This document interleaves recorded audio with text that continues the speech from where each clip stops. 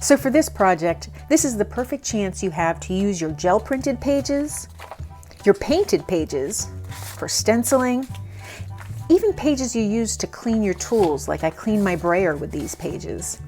You can even use paper scraps. Just select your papers. You can use black or white craft paint. I'm just using black for the lighter colors. Dip your brush into your craft paint.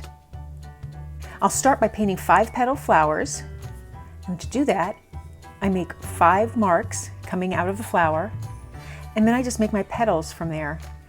And because it's for collage, we want our shapes to be nice and rounded, very fun, easy to cut out, and pleasing to the eye. I'll do a few, not all will be perfect.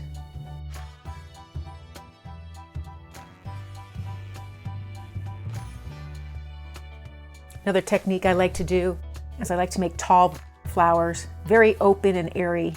So I'll just make 5 petals here, barely a petal, just a hint of a shape, overlap some, and then I combine it with a nice long stem. If you want to make that line solid, go over it again with your paintbrush. And then I like to add just a few little shapes here for petals.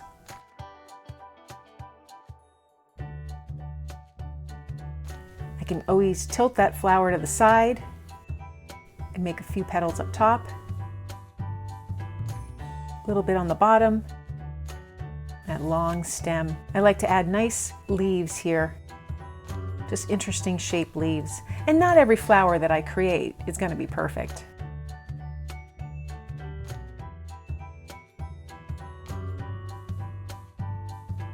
I'll do another 5-petal flower, longer thin petals, kind of like a daisy, but I want them all painted the same way, kind of in the same direction.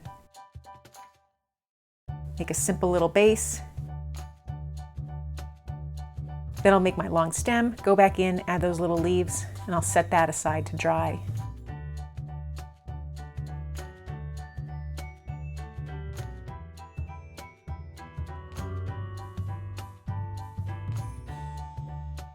I like the number 5, so I'm trying to stick to that.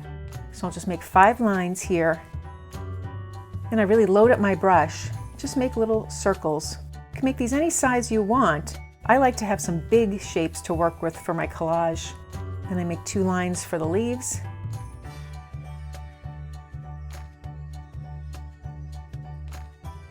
Another one, I'll take a shape, kind of a big shape, an oval, and I'll try and divide that into 5. I add a little base, and then my stem.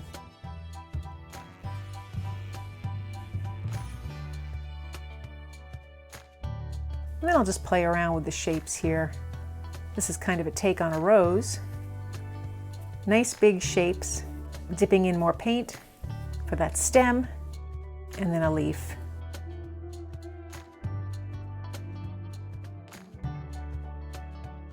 I like to make a nice, fun 5-petaled shape here, indicative of a flower. Size petals increase as it goes down, and I have my nice long stem.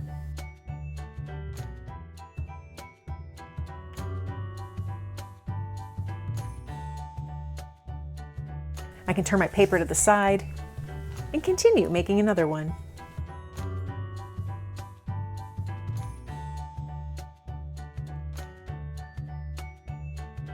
I'll let these dry. And now when your pieces are dry, just cut them out.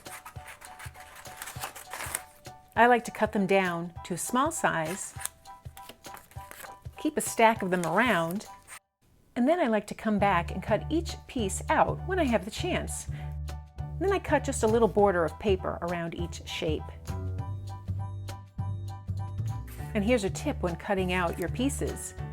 To get a nice image when you're doing your cuts, go slowly, make definite cuts, but turn your paper gently rather than your scissors. Then when I finally have my shapes done, they're ready to stash, so I have a bunch of collage pieces to work with. They're little manageable tasks, so I can do a couple a day easily.